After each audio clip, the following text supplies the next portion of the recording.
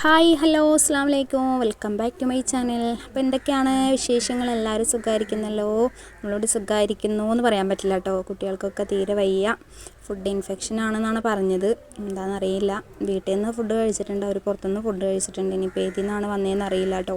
പുറത്തുനിന്ന് ഫുഡ് കഴിക്കുന്നതിന് മുമ്പ് ഉണ്ടായിരുന്നു കേട്ടോ. അപ്പോൾ വീട്ടിൽ നിന്ന് തന്നെ ആയിരിക്കും എന്നാണൊരു വിശ്വാസം.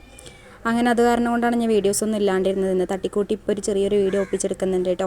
അപ്പോൾ അതേ 2 ദിവസത്തെ മുമ്പത്തെ വീഡിയോ ആണ് കേട്ടോ അപ്പോൾ ഞാൻ ഈ കാണിക്കുന്നത്. ഇന്നത്തെ ഒന്നും അല്ല കേട്ടോ. അപ്പോൾ മുമ്പ് എടുത്ത് വെച്ചിട്ടുള്ള വീഡിയോ ആണ്. അപ്പോൾ വോയിസ് കൊടുക്കാനും നമുക്ക് അതിനുള്ളൊരു മനസ്സും കാര്യങ്ങളൊന്നും ഉണ്ടായിരുന്നില്ല കേട്ടോ. മക്കൾക്ക് വയ്യാണ്ടായി കഴിഞ്ഞാൽ പിന്നെ ഒന്നും പറയണ്ടല്ലോ.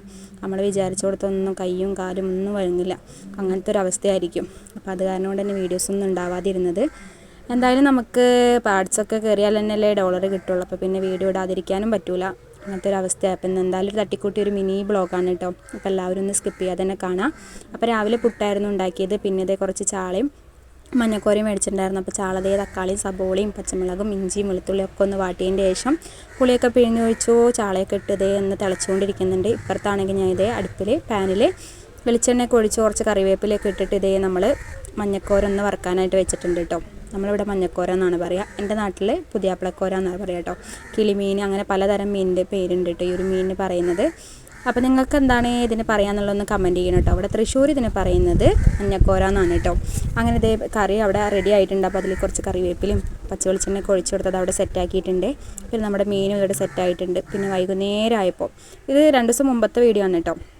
വൈകുന്നേരമായ സമയത്ത് കുറച്ച് മൈലാഞ്ചി ഇവിടെ കുറച്ച് കൊമ്പുകളൊക്കെ ഉണ്ടായിരുന്നു കേട്ടോ ഇങ്ങനെ നിൽക്കുന്നത്.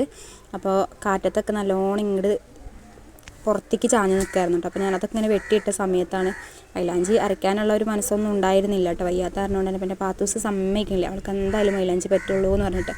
അങ്ങനെ ആളവിടെ കിടന്ന് ഉറങ്ങായിരുന്നു കേട്ടോ. ഇത് പൊട്ടിച്ചിട്ട സമയത്ത് പിന്നെ ഞാൻ ഒന്ന് നോക്കിയില്ല, വേഗം അങ്ങോട്ട് അരച്ചെടുക്കാമെന്ന് വെച്ചിട്ട് അങ്ങനെ ഇലക്കെ ഇങ്ങനെ ഊരിയെടുക്കായിരുന്നു കേട്ടോ. അപ്പോഴാണ് ദിലു വന്നത്. ദിലു ഇങ്ങനെ ഇടയ്ക്കിടയ്ക്ക് വെള്ളം കുടിക്കാനും കളിക്കാൻ പോകുന്നതിൻ്റെ ഇടയിൽ വെള്ളം കുടിക്കാനൊക്കെ ആയിട്ട് വരുന്നതാണ് കേട്ടോ. പിന്നെ റെസ്റ്റ് എടുക്കാൻ പറഞ്ഞിട്ടുണ്ട് ഡോക്ടർ എന്തായാലും. അപ്പോൾ വലിയ കുഴപ്പമൊന്നുമില്ല, അപ്പോൾ അങ്ങനെ ശരിയായി വരുന്നുണ്ട് കേട്ടോ. അപ്പോൾ ഇത് മുമ്പത്തെ വീഡിയോ ആയ കാരണം കൊണ്ട് തന്നെ ഞാനങ്ങനെ പറയുന്ന കാര്യങ്ങളൊക്കെ കുറച്ചൊക്കെ ഒരു ഇത് ഉണ്ടാവും കേട്ടോ. ഇതിപ്പോൾ മുമ്പത്തെ വീഡിയോ ആണ് ഞാൻ എടുത്തെടുത്ത് പറയാൻ കേട്ടോ. ഇത് ഇപ്പോഴത്തെ വീഡിയോ ഒന്നുമല്ല. ഇപ്പോൾ എന്ന് വെച്ചിട്ടുണ്ടെങ്കിൽ അവരങ്ങനത്തെ അവസ്ഥയിലല്ല, കളിക്കാനൊന്നും അങ്ങനെ പുറത്തേക്കൊന്നും ഇറങ്ങുന്നില്ല കേട്ടോ. വീട്ടിൻ്റെ ഉള്ളിൽ തന്നെയാണ് കേട്ടോ. റെസ്റ്റ് എടുക്കാൻ പറഞ്ഞിട്ടുണ്ട്. പിന്നെ ഛർദിയും വയറിളക്കൊക്കെ ആയിരുന്നു കേട്ടോ. 3 ആൾക്കും ഉണ്ട് കേട്ടോ.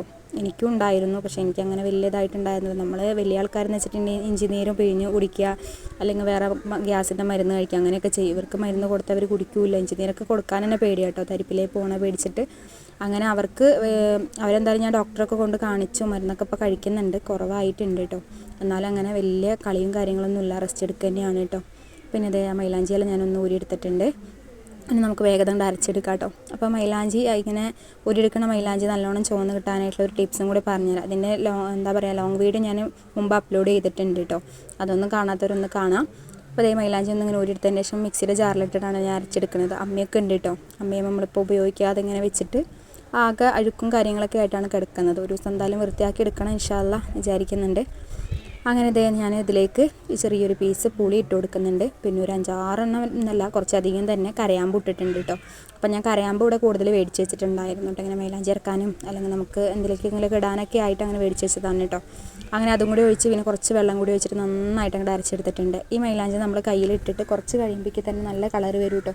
പക്ഷേ ഞാൻ വിചാരിച്ച പോലെയല്ല, പാത്തൂസ് ആദ്യമൊക്കെ ഇടണം എന്നൊക്കെ പറഞ്ഞ് വാശി പിടിച്ച് അവൾ തന്നെ എടുത്തിട്ടൊക്കെ ചെയ്തു കേട്ടോ. പിന്നെ ആൾ സമ്മതിച്ചില്ല കേട്ടോ.